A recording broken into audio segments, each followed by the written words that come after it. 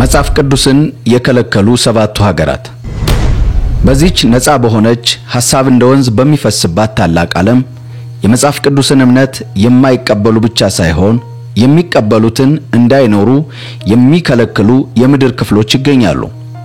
እነዚህ ሀገራት የዓለምን ሁኔታ የቀየረና የነፍስን የሥጋን መንገድ የሚያሳይ ታላቅ መጽሐፍ በጥልቅ ጸጥታ ውስጥ እንዲቀመጥ የማድረጋቸው ሚስጥር በዚህ ቪዲዮ ላይ እንገልጣለን። ሰባቱ ሀገራት ይህንን የአንድነት ተምሳሌትና እውነት የሆነውን መጽሐፍ ቅዱስን ማመን መከተል እንደ ታላቅ ወንጀል ቆጥረው ሰዎችን በስደትና በስቃይ የሚያንገላቱ ናቸው። ይህ ቪዲዮ እውነትን ያሳደዱ ወንጌልን እንደ አደገኛ ሚስጥር ወደ ከለከሉ የምድር ጨለማ ክፍሎች ይወስዳቸዋል። ምንም እንኳን እነዚህ ሀገራት ይህንን የእውነትና የብርሃን ምንጭ የሆነው መጽሐፍ ለመደበቅና ለመከልከል ቢሞክሩም እሳቱና ነበልባሉ ግን ሊያስቆሙት አልቻሉም። በማቴዎስ ምዕራፍ 5 ቁጥር 11 ላይ ሲነቅፋችሁና ሲያሳድዷችሁ በእኔ ምክንያት ክፉውን ሁሉ በውሸት ሲናገሩባችሁ ብፁዓን ናችሁ ይላል። በታሪክ ውስጥ ክርስትና ከስደትና ከመከራ ያረፈበት ጊዜ አልነበረም። ከጥንታዊ የሮማ ክርስቲያኖች በእንስሳት ከማስበላት ጭካኔ እስከ መካከለኛው ዘመን የሃይማኖት መቀየር ግዳጅ ቅጣቶች ብዙ መከራዎች ታልፈዋል። በዚህ ዘመን ዓለም ክርስትናን እጅግ ዘመናዊ በሆነ መንገድ ታሳድዳለች። ዓለም ዛሬ ማንኛውም ሰው የመረጠውን ሃይማኖት የመከተል መብት አረጋግጫለሁ ብትልም አንዳንድ የዓለም ክፍሎች ግን ዛሬም ድረስ በተለያዩ ምክንያቶች የሰዎችን ሃይማኖት ነፃነት ገድበው የማመን መብታቸውን ሲጥሱ ይታያሉ። ይህንን ለማየት ከዚህ እንደሚከተለው መጽሐፍ ቅዱስን በግዛታቸው የከለከሉ ሰባት ሳውዲ አረቢያ የእስልምና እምብርት ሀገር ስትሆን መካና መዲና የተባሉ ሁለት ቅዱስ ቦታዎችን መገኛ ነች። ይህም ሀገራቱ ራሷን የእስልምና እምነት ጠበቃ አድርጋ በማቅረቧና ወሃቢይዝም የተባለው እስልምና መከተሏ ማንኛውም ከዚህ እምነት ውጭ የሆነ እምነት ማራመድም በሀገሪቱ በጽኑ የተከለከለ ነው። ከዚህ እስልምና ውጭ የሆነ ማንኛውም ሃይማኖት ሲያራምድ የተገኘ ሰው በማህበረሰቡና በሃይማኖታዊ መንግስት በጽኑ ያስቀጣል።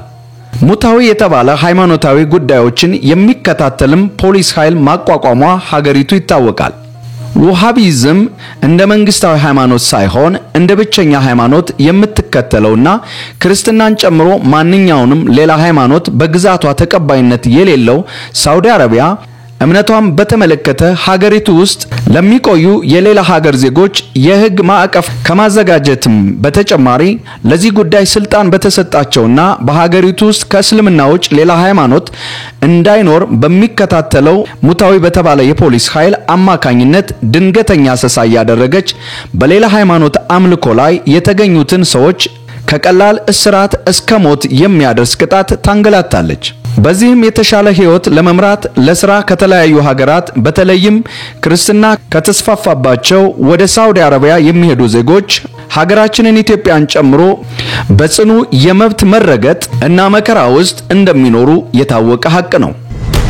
ሶስተኛ ማልዲቭስ በብዙ የቱሪስት መዳረሻዎች የምትታወቀው ይህች ሀገር በህንድ ውቅያኖስ ላይ የምትገኝ በየዓመቱ ሚሊዮኖች የሚጎበኟት ደሴታዊ ቦታ ብትሆንም ከዚህ የተፈጥሮ ሀብት የበለጸገው ውበቷ በተቃራኒ ግን የሰዎችን የሃይማኖት ነፃነት ባለመቀበልና እስልምና የግዛቴ ብቸኛ ሃይማኖት ነው ብላ በህገ መንግስቷ ከማወጇ የተነሳ ብዙዎች በጥላቻ እንዲመለከቷት ሆናለች።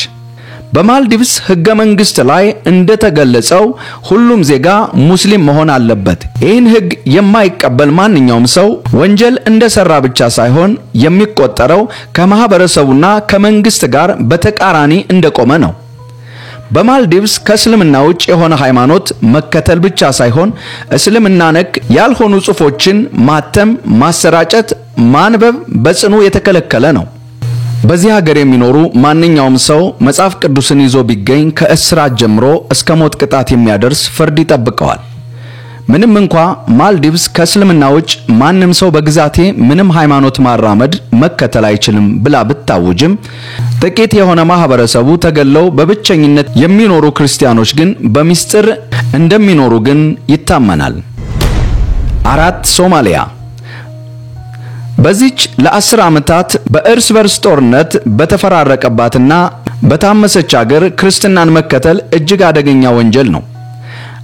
እንደ አውሮፓውያን አቆጣጠር በ1991 የማዕከላዊ መንግስቷን መውደቅ ተከትሎ ሶማሊያ የጽንፈኛና የአክራሪ እስላም ታጣቂዎች መፈልፈያ ምድር ሆነች። ከዚህም ውስጥ ከአልቃይዳና ከአይኤስአይኤስ ጋር ቀጥተኛ የሆነ ግንኙነት ያለው የሚገለጸው አልሻባብ አንዱ ነው። የማዕከላዊ መንግስቱን መውደቅ ተከትሎ አብዛኛውን የሀገሪቱ ክፍል የተቆጣጠረው የአልሻባብ ቡድን ክርስትናን ከአካባቢው የማጽዳት ዘመቻውን ወዲያውኑ ነበር የጀመረው። የሰው ልጅ ሊያደርጋቸው ይችላሉ የማይባሉ ጭካኔ እርምጃዎችንም በመውሰድ ዓላማውን ለማሳካት ተንቀሳቀሰ። እንደሌሎቹ ሁሉ በዚች አፍሪካዊት የእስላም ሀገር መጽሐፍ ቅዱስን ይዞ መገኘት በፍጹም የተከለከለና እስከ ሞት ለሚያደርስ ቅጣት የሚያስቀጣ ወንጀል ነው። እጅግ በጣም ጥቂት የሚባሉ ክርስቲያኖች እምነታቸውን ሰላምታን ጨምሮ በጸባያቸውና በአካል እንቅስቃሴያቸው ከመግለጽ ተቆጥበው በልዩ ሚስጥር በሀገሪቱ እንደሚኖሩ ይታመናል። 5 አፍጋኒስታን በጦርና በብዙ የመንግስታት ለውጦች በምትታወቀው በዚች ሀገር ክርስትናን መከተል እጅግ አደገኛ ነገር ነው። በተለይም ታሊባን የተባለው ታጣቂ ቡድን በ2021 ዳግም ስልጣን ከያዘ ጀምሮ ሀገሪቱ ለክርስትና የምድር ሲኦል ሆና ትታያለች። የታሊባን የተባለው የታጠቀ ቡድን በሀገሪቱ ማንኛውንም የእስልምና ሕግ መሰረት ከእስልምና ወደ ማንኛውም ሃይማኖት በተለይም ወደ ክርስትና የሚደረግ ለውጥ በሞት የሚያስቀጣ ወንጀል ነው። ታሊባን መንግስት ሆኖ በሚመራባት በዚች ሀገር ክርስትናን የሚገልጽ ማንኛውም ነገር ማስተላለፍ የበላይ የሆነውን የእስልምና ሃይማኖት እንደ መቃወም ብቻ ሳይሆን ታሊባን የደነገገውን ማህበራዊ ህጎችንም እንደ መጣስ ይቆጠራል። አፍጋኒስታን ውስጥ ታሊባን በሚያካሂዳቸው ክርስትናን የማሳደድ ተልዕኮ ውስጥ ማንኛውም ሰው መጽሐፍ ቅዱስን በሃርድ ወይም በሶፍት ኮፒ ቢገኝበት ትልቅ የሆነ ምርመራ ማንገላታትና ስቃይም ይደርስበታል። በዘመናዊ ቴክኖሎጂ በታገዘ መንገድ በሚደረግ በዚህ ክርስትናን የማሳደድ ስራ ላይ ሰዎች ከእስልምና ውጭ የሚያደርጉት እንቅስቃሴ ይመረመራል፣ ይፈተሻል። በስልካቸው ሳይቀር መጽሐፍ ቅዱስን መኖር አለመኖሩን ይበረበራል። ምንም እንኳን በእንደዚህ አይነት ክርስትናን ማሳደድ ውስጥ በተጠመደችው አፍጋኒስታን ነገሮች ከባድ ቢሆኑም ጥቂት የማይባሉ ክርስቲያኖች ግን ማንንም ሰው ባለማመን ውስጥ ሆነው እምነታቸውን በታላቅ ሚስጥር ውስጥ እያካሄዱ ይገኛሉ። 6 ፓኪስታን በብዙ ባህሎችና ጥንታዊ በሚባል የሃይማኖት ታሪክ የምትታወቀው ሀገር በዚህችም ሀገር ከላይ እንደጠቀስናቸው ሀገራት ሁሉ ክርስትና በጽኑ የሚሳደድ ሃይማኖት ነው። ምንም እንኳን የፓኪስታን ህገ መንግስት በግዛቱ ውስጥ መጽሐፍ ቅዱስ እንደከለከለ በግልጽ ባያሰፍርም ሀገሪቱ የምትከተለው ህግ ግን ብዙውን ጊዜ አናሳዎችን በማሳደድ ላይ ያተኮረ ነው።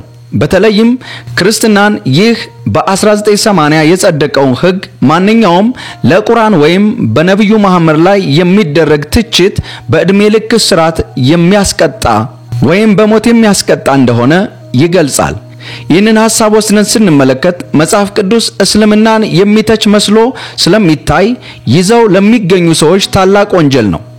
በዚህም በፓኪስታን የሚኖሩ ጥቂት ክርስቲያኖች በብዙ ጫናና መከራ ውስጥ እምነታቸውን በሚስጥር እንዲያካሂዱ ተገደዋል። 7 ኢራን በብዙ ሺህ ዓመታት የበለጸገች ጥንታዊት ሀገር ዛሬ ላይ ይህች ሀገር በጠንካራ የሺያ እስልምና የምትመራ ሌላኛዋ የክርስትና ጠላት ነች። የመጨረሻው ሺያ መሐመድ ሪያል ፖለቪ ከተወለደው ከ1979 እስላማዊ አብዮት ስልጣን የያዙት አያቶላ ሩሃቂ ኢራንን የሃይማኖትና የፖለቲካ ጥምር እሳቤ የሚካሄድበት ሀገር አድርገዋታል። የሸሪዓን ህግ በሀገሪቱ ውስጥ መሰረታዊና ሁሉም የሚዳኝበት ነው።